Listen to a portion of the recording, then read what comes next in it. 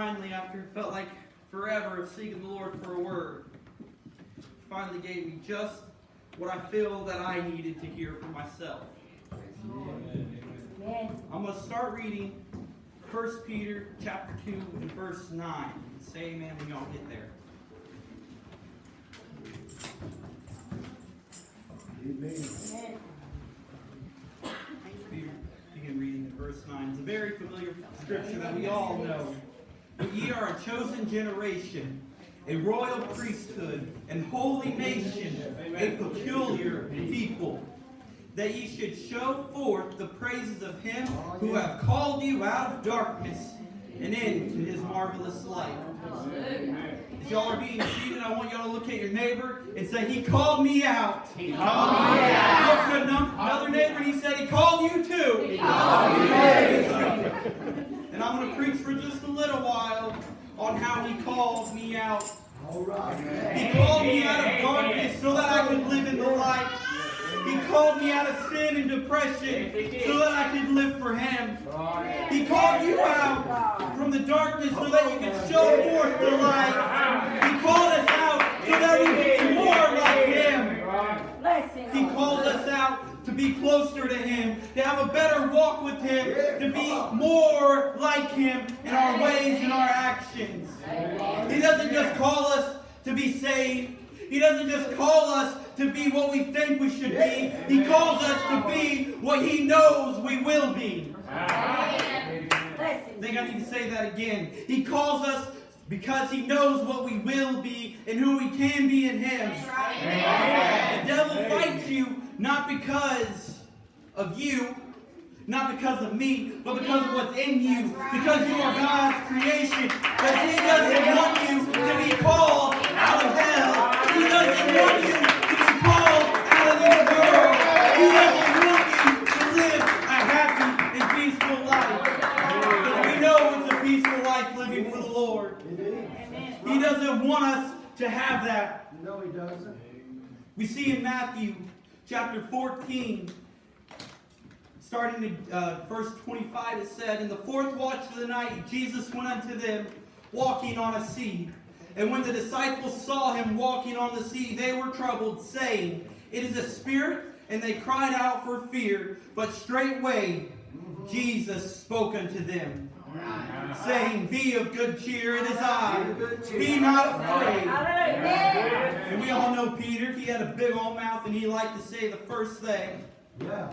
And Peter answered and said unto him, Lord, if it be thou, bid me to come out unto thee on the water. And he said, come. And when Peter was come down out of the ship, he walked on the water to go to Jesus. See, Peter had enough faith knowing that Jesus would call him. Knowing that Jesus had called him out to greater things. To see more things.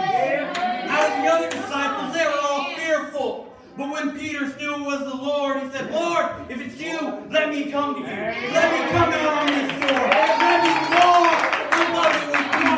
Let me rise above this world. Let me rise above the darkness. Let me rise above my situation. Let me rise above the blessing. Let me rise and say, Lord, what you would have me to do. So Peter went out because he had faith enough, knowing that the Lord would not let him fall unless he got his eyes off of him. He walked on the water with Jesus for a little while. Then he got concerned with the cares of the world. He got concerned with the winds and the waves. And he looked away. He began to sink upon the water he had victory over. We can look at that spiritually. Sure. God calls us out and we go out. Then the devil comes and he starts fighting. Sure. And then we look away and we start to sink. And we wonder how we got in that situation. But it's because the Lord called us out and we looked away. Sometimes when we look away, we begin to sink. We become overwhelmed. Even though you are called, he called you out. He called you to be more. But sometimes we tend to look away. We get twisted and our vision begins to get distorted because we allow things into our life. In a study I've done of the armor of faith, if you look at armor in general, especially in the Bible, it never gives you a covering for your back. Right. Do you know why that is? Because your back is the most vulnerable area in your armor. So they did that so that the frontline soldiers would be too afraid to turn and run. Because they knew if they ran or tried to run, they would be killed. All right. At least if they went forward where their protection was, they had a slim chance, but they had a chance nonetheless to survive the battle. Come on. Same with the armor of God. We Right. see it only appoints things to cover your front. Come on, that's the truth. It only covers your front because you weren't made to go backwards. Oh, we weren't. You were made to retreat. You were made to give up. Hallelujah. When many people fall away from the Lord, it is because they turned their back Come on. and the devils had an open shot for their most vulnerable area to throw them down, to make them fall. That is why it's so important to move forward. When the Lord calls you out, keep going. Don't stop walking. Don't stop moving. Don't stop fighting, because He called you out so you could be more, so you could be better. All right. We see in Exodus chapter 3, starting verse 2. And an angel of the Lord appeared unto him in a flame of fire, out in the midst of a brush. And he looked, and behold, the bush burned with fire, and the bush was not consumed. And Moses said, I will now turn aside and see this great sight, why the bush is not burnt. And when the Lord saw that he had turned aside to see, God called unto him out of the midst of the bush, and said, Moses, Moses. And he said, Here am I. We all know the story of that. We all know that when the Lord brought the children of Israel out, that is because Moses heeded to the call of the Lord. He heard when the Lord was showing him. He seen the signs. He heard the voice of the Lord because he knew he had to work for the Lord.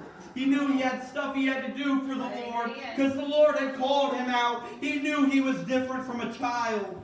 He knew he was not an Egyptian. He knew he was not a Pharaoh's house. He knew he was a Hebrew. Come on. Yeah. He knew he had something more. Right. He knew he had something greater. He didn't have to rely on the gods of Egypt. He didn't have to look to them for help. Yeah. He didn't have to. Because he eventually found the one true God. Amen. As Paul said, I come to preach to you the unknown God. That's what Moses came to do to the Egyptians. He was showing them the unknown God that they didn't know was there. Each of the plagues that God sent forth was to throw down their idols. Each one of them was sent to fight against the idols, to show them, to make fun of their gods. Yeah. Because they were just idols.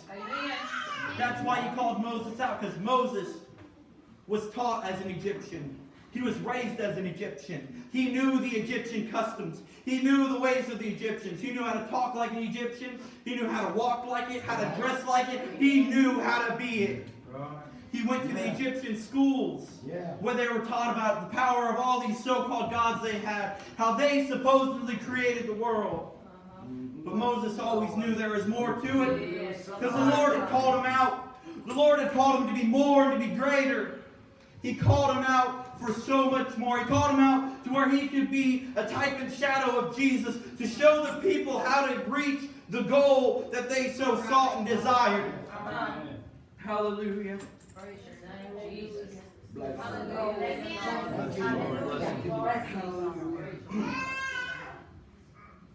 In Genesis 12, we see where the Lord called Abram out. He called him out of his hometown, from his father's house, from everything that he knew. Come on. He called him to go into a strange place and to travel, to just sojourn in areas until the Lord said, it's time to move on, Abraham. It's time to go on to something better. And Abraham went because he knew he was called. The Lord had called him out. The Lord called him to be the father of faithful. Because who else had more faith than Abraham? Especially when the Lord called him and said to give him his son, his only son. And he went without hesitation. And he had faith to know the Lord would provide a sacrifice. Come on. Because he knew he was called out. He knew the Lord had called him. He knew that he was being led somewhere. He knew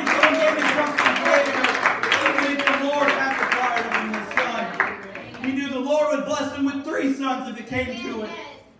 Because he had faith in God, knowing he was called. Knowing that he had a promise. That his promise was to be the father of the faithful. The father of many nations. He knew he had that promise. He knew it. We can also look at Nehemiah. He knew he was made for greater things. He knew the Lord had called him. We see in the book of Nehemiah, when people that escaped from Jerusalem came to him and told him of the destruction of Jerusalem, he became sorrowful. It says he was the cupbearer for the king. So the king knew him and seen him every single day.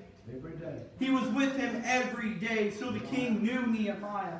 He knew Nehemiah's demeanor, his actions, the way he talked, the way he walked, because he knew him. So when Nehemiah got the news of Jerusalem and the mess it was in, he became sorrowful. And the king noticed his sorrow.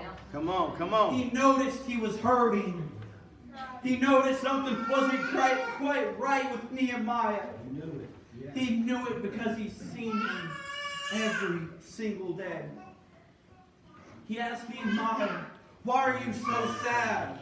Come on. This isn't like the normal kind of sorrow that you get over in a few days. This is a deep hurting one. Nehemiah was afraid because he'd never been sad before in front of the king. He didn't know what the king would do. Come on. But he knew he was called. So he began to entreat of the king to ask him if he would write letters for him to where he can go and try to rebuild the walls. That's what he was called out to do. So he found favor with the king, and he went and he rebuilt the walls. He faced opposition. He had to fight against people. He had to be threatened day in and day out. But he carried on knowing he was called, knowing that he was doing what he was supposed to do to rebuild the walls. At one point, they even told him if a fox was to climb up this wall, it would come tumbling down. Just making fun of him to discourage him. But he didn't let it get to him. That's right. Because he knew he was called out. Come on. There's so many contemporaries in the Word of God I could go to show you they were called. To show you they were called out for more, for greater. We see in the story of David when he's in Ziklag, he knew he was called for king. He was anointed. He was hiding with the enemy because he knew that's where he could be safest. Then another enemy came in, took everything they had. When he got back, he found the city burned and everything gone. He reached into such a down point that he didn't know what to do. And then it dawned on him, I'm called. So I will encourage myself in the Lord. Come on, amen. I will encourage myself in the Lord when my brother won't encourage me. Come on. When my wife won't encourage me. Come when on. my sister won't encourage me. When my mother won't encourage me. When my father won't encourage me. I have to encourage myself because I have been called out. I have been called out. I was brought to Christ. I was made for so much more because I was called.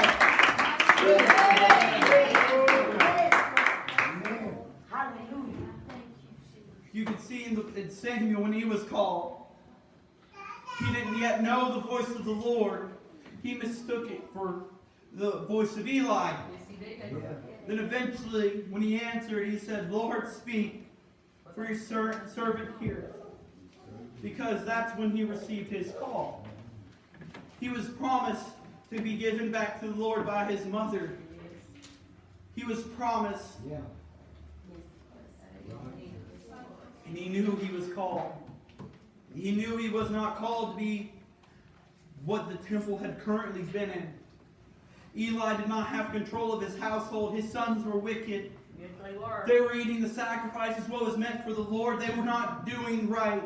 They were sinning in the eyes of the Lord and before the people. But they were the sons of Eli, so they couldn't do nothing about it.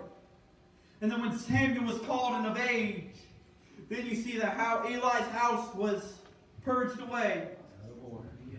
They were out of order, so they were thus purged. His sons were killed. He died. Because at one point he was called. But he let too many things come in. Come on. He let too much get into his heart. He didn't instill the words of the Lord into his children. And his house became out of order. Things were not right with him, nor his house. So the Lord began to cut out the house. Cut it off to where it could not produce any more evil. To purge it out of the children of Israel. Because they were leading them astray with how they were. Because they did not have that steady foundation. They did not have that surety in their man of God, or their so-called men of God they have. They did not have that surety in them, the confidence and faith, knowing they were called, because their fruits in their life showed otherwise. Amen. So the Lord will sometimes take it away from them. Sure. It's the fruit. Jesus said, if your eyes offend you, pluck it out. Your hand offends you, cut it out. And Eli and his children were offending. So the Lord cut it off. Come on.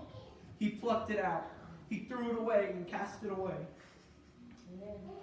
But at one point they were called church. At one point they were the anointed. At one point they had everything that any minister could ask for. They had the church. They heard from the Lord. They were close with the man of God at one point.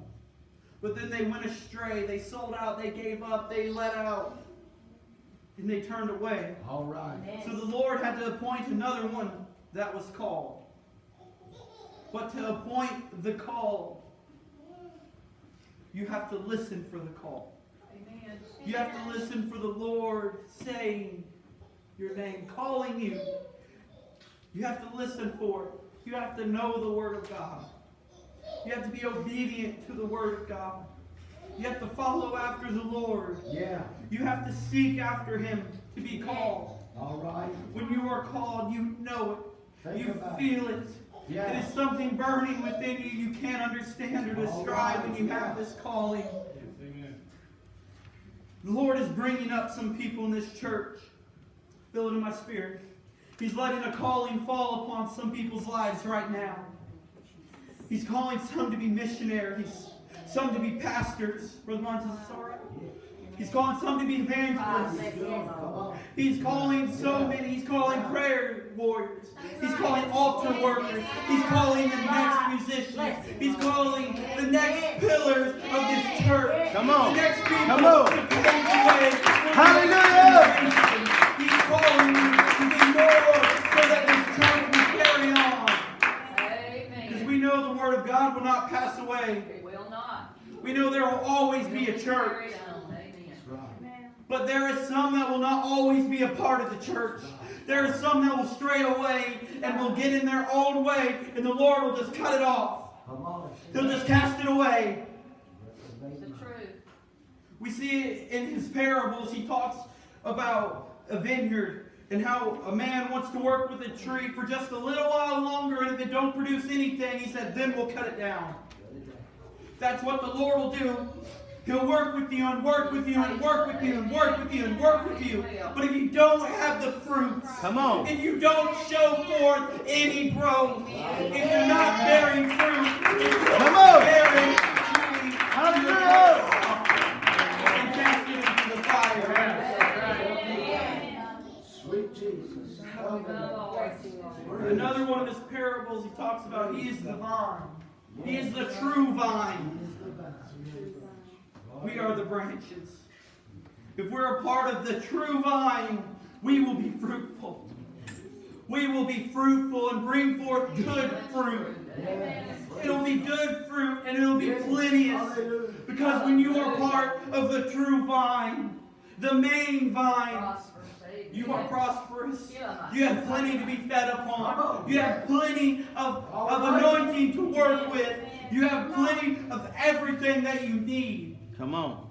Because you're connected with the true vine. Because He called you to be connected with Him. Amen. Sometimes whenever we're part of it, it seems like we go through this period where we go backwards instead of forwards. But whenever you're working with plants, anyone that's a gardener knows. Once your trees or your flowers get to a certain point of growth, they stop. Yeah. And you know you have to prune them down Prune them back. till they're just little nubs, pretty much.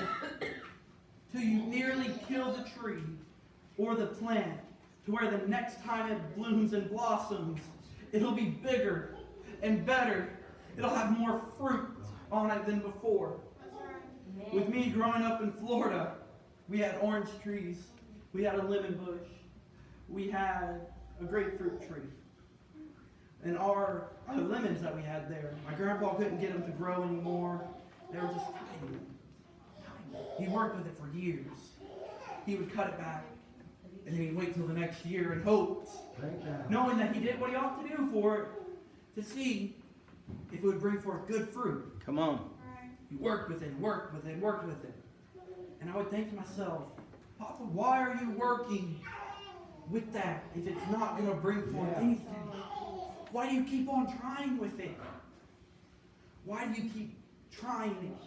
Why do you keep working so hard? You have all these other trees and all these other flowers you could work with, but you're wasting so much time on this one thing. Come on. Come on. Why are you doing that? Then it finally dawned on me. That's what the Lord's doing to us. Yes, amen. The Lord is working in us like that. He keeps spending so much time on us so that we could be more, so that we could be greater, so that we could bring forth plenteous fruit. And He brought it down. He cut it down to where it was probably about this high off the ground.